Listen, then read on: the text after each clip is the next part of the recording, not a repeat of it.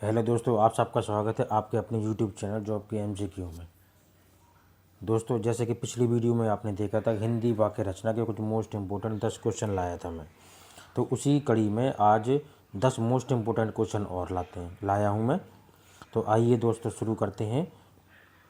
Question number 11, रचना की दृष्टि से वाक्य के कितने भेद हैं? Option number A 8, option B 3, option C 4, option D 5।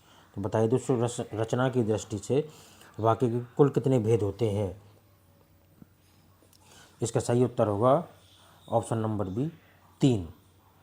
रचना की दृष्टि से 3 भेद होते हैं: सरलवाद, संयुक्त वाक्य और मिश्र वाक्य। नेक्स्ट क्वेश्चन,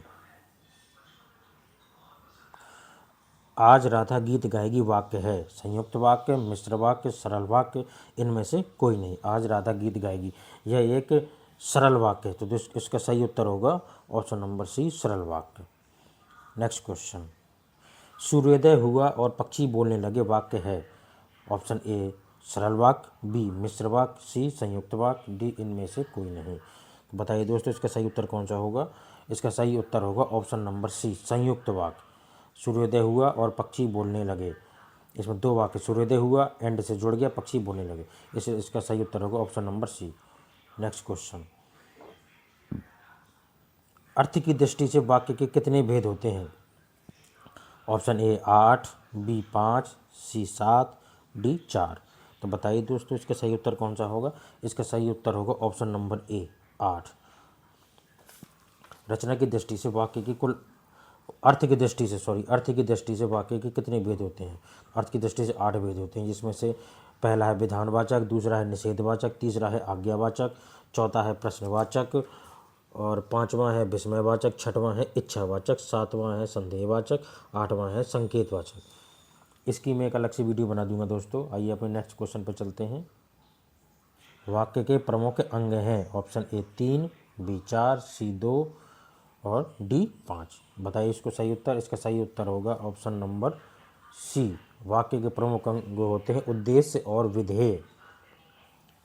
नेक्स्ट क्वेश्चन, वाक्य के प्रमुख तत्व हैं सार्थकता। ऑप्शन ए सार्थकता, ऑप्शन बी पदक्रम, सी आकांक्षा, डी उपरोक्त सभी। बताइए इसका सही उत्तर। इसका सही उत्तर होगा ऑप्शन नंबर डी, उपरोक्त सभी, क्योंकि ये सार्थकता, पदक्रम और सी आकांक्षा, ये तीनों के तीनों वाक्य के ही प्रमुख तत्व हैं। नेक्स्ट क्वेश्चन, वाक्य का प्रमुख गुण क्या है? ए योग्यता, बी निकटता, सी अन्वय और डी सार्थकता। प्रमुख प्रमुख गुण पूछा गया है इसमें। हालांकि गुण तो ये सब हैं, लेकिन इसमें प्रमुख गुण है सार्थकता, option number D. Next question, वाक्य का वर्गीकरण कितने आधारों पर किया जाता है? Option A 1, option B 2, option C 3, option D 4। वाक्य का वर्गीकरण कितने आधारों पर किया जाता है? जो वाक्य का वर्गीकरण है 2 आधारों पर किया जाता है। एक तो होता है रचना के आधार पर, और दूसरा होता है तुम्हारा अर्थ के आधार पर। जिसमें से रचना के आधार पर हमने 3 भेद अभी मैंने बताए थे, जिसमें से एक होता है सरल वाक्य, एक होता है मिश्र वाक्य, एक होता है संयुक्त वाक्य। वो अर्थ के आधार पर अभी अभी पिछले ही क्वेश्चन में मैंने बताया है कि 8 भेद होते हैं। वो विधानवाचक, निषेधवाचक, ऐसे करके जो 8 भेद बताए हैं वो अर्थ के आधार पर होते हैं। इसलिए इस क्वेश्चन वाक्य का वर्गीकरण कितने आधारों पर किया जाता है? इसका सही उत्तर होगा option number B 2। Next question, रचना के आधार पर वाक्य कितने प्रकार के होते हैं? देखिए अभी वही आ गया जो बताया है, अतः इसका सही उत्तर होगा ऑप्शन नंबर डी, उपरोक्त सभी। सरल वाक्य, संयुक्त, मिश्र वाक्य, संयुक्त वाक्य, तीनों रचना के आधार पर ही इसके भेद हैं। आइए नेक्स्ट क्वेश्चन पर चलते हैं। आश्चर्य है कि वह जीत गया किस प्रकार का वाक्य है? आश्चर्य है कि वह जीत गया किस प्रकार का वाक्य है? ऑप्शन ए मिश्र वाक्य, ऑप्शन बी संयुक्त वाक्य, ऑप्शन सी सरल वाक्य, ऑप्शन डी जटिल वाक्य। इसका सही उत्तर होगा ऑप्शन नंबर ए मिश्र वाक्य।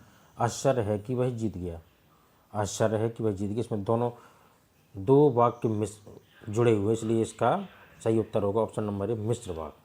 तो दोस्तों, ये रहे हिंदी की मोस्ट इम्पोर्टेंट वाक्य रचना से संबंधित 10 और इम्पोर्टेंट मोस्ट क्वेश्चन है ये। दोस्तों, अगर वीडियो अच्छी लगी हो तो सब्सक्राइब करें, लाइक करें एंड शेयर ज़रूर करें दोस्तों। प्लीज़ सपोर्ट दोस्त। नमस्कार।